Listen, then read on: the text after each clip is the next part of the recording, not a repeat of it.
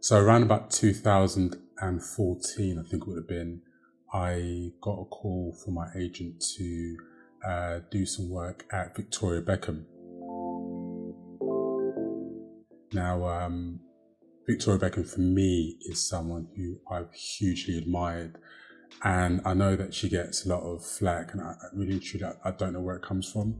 I think it's probably a lot more of it is hate more than anything genuine.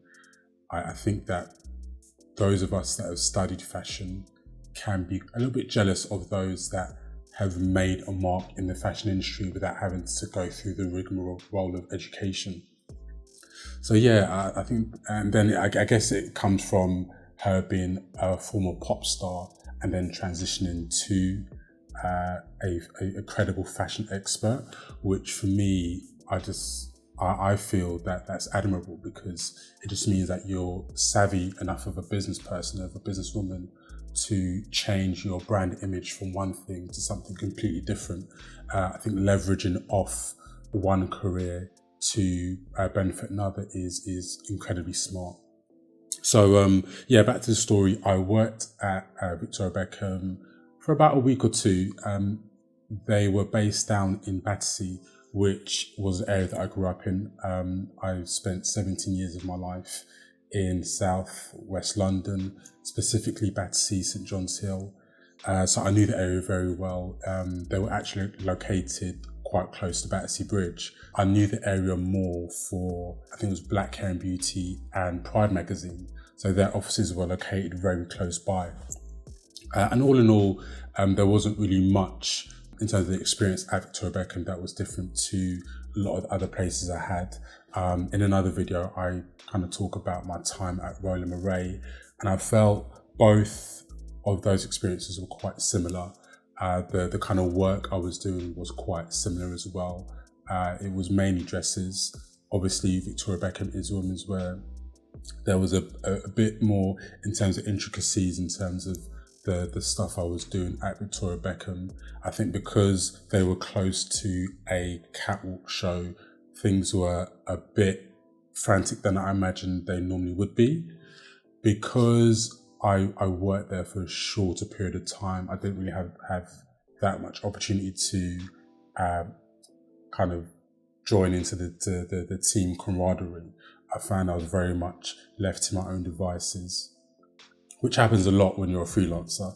You're not really included in kind of any meetings or any kind of general chit chat. You're just expected to go there. They give you the work and then you get on with it, whether you're there for a day, two, or whatever it is. So I think it's a bit of an exaggeration, but I probably felt the most lonely at Victoria Beckham because of the nature of the work I was doing and the duration that I was working for the company. Naturally, you'd expect very nice offices, which they had. I was actually expecting to see Victoria Beckham there at some point, but I think she was abroad at the time. So I can't remember my kind of workroom manager whilst at Victoria Beckham, but I remember the point of contact which my agent had given me was a lady called Fiona Bicknell. Yeah, Fiona Bicknell, and she was in the marketing department, which was normally quite strange when we had these jobs, because the point of contact is normally the workroom manager.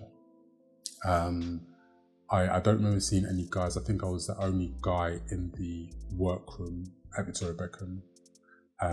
And sometimes what happens is you walk in there, you walk into these jobs, and they see that you're a guy, they see that you're a young guy. And there is that little bit of an element of doubt, actually, because it's the same experience I had when I was stocking in Topshop. I remember I walked into the room of Topshop, just to deviate for a minute. I walked into the room of Topshop and they were kind of looking around, thinking, oh, where's Emile Vidal? And because of the way they read my name as an Emily instead of Emile, I think they expected a woman or a white woman to walk in. But lo and behold, it was obviously me, which took them off guard. And I remember that kind of response whilst at Topshop to the response I got in the workroom at Victoria Beckham, but very quickly they can see whether or not you know how to do the job that they've given you. And they will tell you very quickly whether or not they want you to stay or go.